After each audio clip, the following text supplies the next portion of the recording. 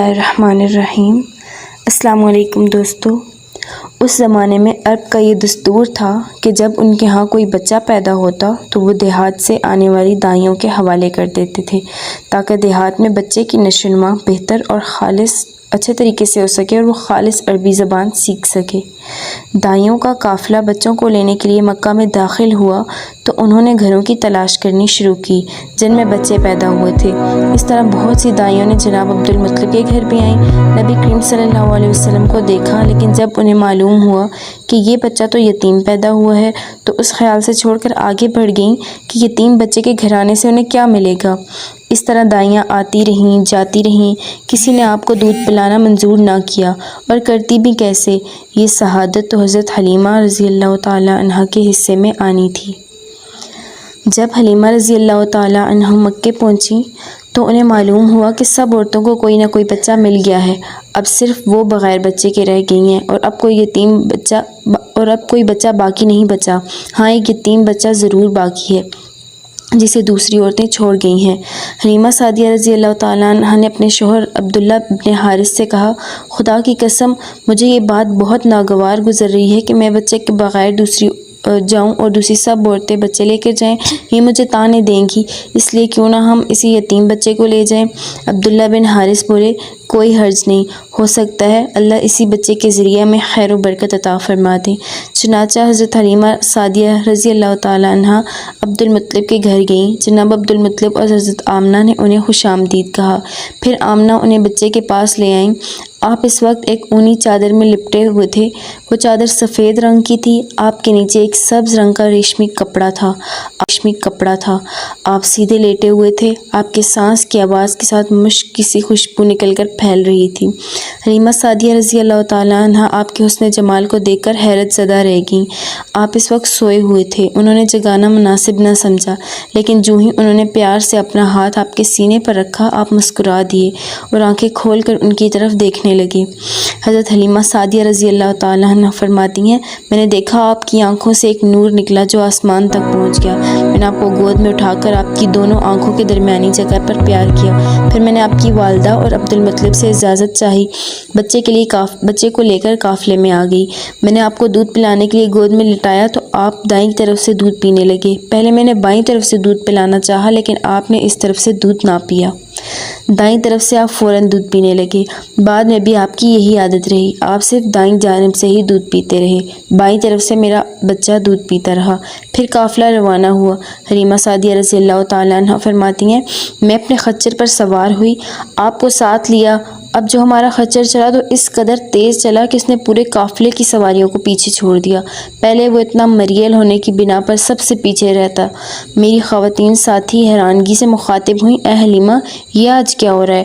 تمہارا خچر اس قدر تیز کیسے چل رہا ہے؟ کیا یہ وہی خچر ہے جس پر تم آئی تھی اور جس کے لیے ایک ایک قدم اٹھانا مشکل تھا؟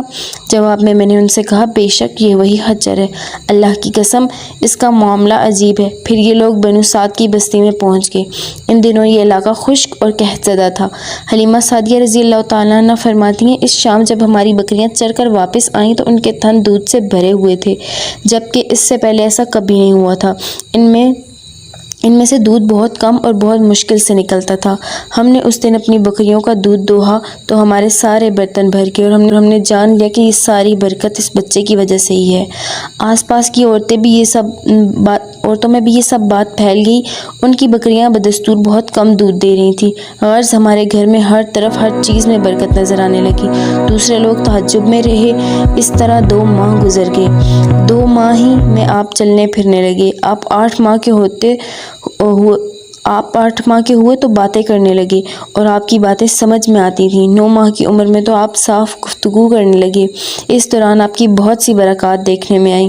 حلیمہ سعدیہ رضی اللہ تعالیٰ عنہ فرماتی ہیں، جب میں آپ کو اپنے گھر لے آئی تو بنو سعد کا کوئی گھرانہ ایسا نہ تھا جس سے مشک کی خوشبو نہ آتی ہو، اس طرح سب لوگ آپ سے محبت کرنے لگے۔ جب ہم نے آپ کا دودھ چڑھایا تو آپ کی زبان مبارک سے یہ الفاظ نکلے، اللہ اکبر کبیرہ، الحمدللہ کثیرہ، وسبحان اللہ بکرۃ و اصیلا، یعنی اللہ تعالیٰ بہت بڑا ہے، اللہ کے لیے بے حد تعریف ہے اور اس کے لیے صبح و شام پاکی ہے۔ پھر آپ صلی اللہ علیہ وسلم 2 سال کے ہو گئے تو ہم آپ کو لے کر آپ کی والدہ کے پاس آئے۔ اس عمر کو پہنچنے کے بعد بچوں کو ماں باپ کے حوالے کر دیا جاتا تھا۔ ادھر ہم آپ کی برکات دیکھ چکے تھے اور ہماری آرزو تھی کہ ابھی آپ کچھ اور مدت ہمارے پاس رہیں۔ چنانچہ ہم نے اس بارے میں آپ کی والدہ سے بات کی۔ ان سے یوں کہا، آپ ہمیں اجازت دیجیے کہ ہم بچے کو 1 سال اور اپنے پاس رکھیں۔ میں ڈرتی ہوں کہ کہیں اس پر مکہ کی بیماریوں اور آب و ہوا کا اثر نہ ہو جائے۔ جب ہم نے ان سے بار بار کہا تو حضرت آمنہ مان گئیں اور ہم آپ کو پھر اپنے گھر لے آئے۔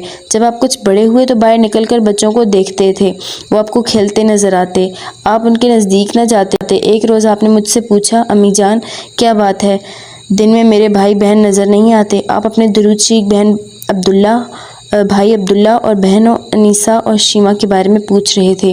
حلیمہ رضی اللہ تعالیٰ عنہ فرماتی ہیں، میں نے آپ کو بتایا وہ صبح سویرے بکریاں چرانے جاتے ہیں، شام کے بعد گھر آتے ہیں، مجھے بھی ان کے ساتھ بھیج دیا کریں۔ اس کے بعد آپ صلی اللہ علیہ وسلم اپنے بھائی بہنوں کے ساتھ جانے لگے۔ آپ خوشی خوشی جاتے اور واپس آتے۔ ایسے میں ایک دن میرے بچے خوفزدہ انداز میں دوڑتے ہوئے آئے اور گھبرا کر بولے، امی جان جلدی چلیے ورنہ بھائی محمد صلی اللہ علیہ وسلم ختم ہو جائیں گے۔ یہ سن کر تو ہمارے ہوش اڑ گئے۔ دوڑ کر وہاں پر پہنچے، ہم نے آپ کو دیکھا، آپ کھڑے ہوئے تھے، رنگ اڑا ہوا تھا، چہرے پر زردی چھائی ہوئی تھی، اور یہ اس لیے نہیں تھا کہ آپ کو سینہ چاک کیے جانے سے کوئی تکلیف ہوئی تھی، بلکہ ان فرشتوں کو دیکھ کر آپ کی حالت ہوئی تھی۔ حلیمہ سعدیہ فرماتی ہیں، ہم نے آپ سے پوچھا کیا ہوا؟ آپ نے فرمایا، میرے پاس 2 آدمی آئے تھے، وہ سفید کپڑے پہنے ہوئے تھے، وہ دونوں حضرت جبرائیل اور میکائیل علیہ السلام تھے، اور ان دونوں میں سے ایک نے کہا کیا یہ وہی ہے؟ دوسرے نے جواب دیا ہاں یہ وہی ہے۔ پھر وہ دونوں میرے قریب آئے، مجھے پکڑا اور لٹا دیا، اس کے بعد انہوں نے میرا پیٹ چاک کیا اور ان سے کوئی چیز تلاش کرنے لگے۔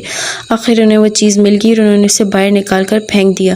میں نہیں جانتا وہ کیا چیز تھی۔ اس چیز کے بارے میں دوسری روایات میں یہ وضاحت ملتی ہے کہ وہ سیاہ رنگ کا ایک دانہ سا تھا۔ یہ انسان کے جسم میں شیطان کا گھر ہوتا ہے اور شیطان انسان کے بدن میں یہی سے اثرات ڈالتا ہے۔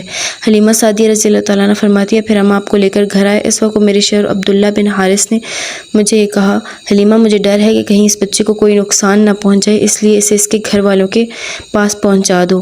میں نے کہا ٹھیک ہے۔ پھر ہم آپ کو لے کے مکہ کی طرف روانہ ہوئے۔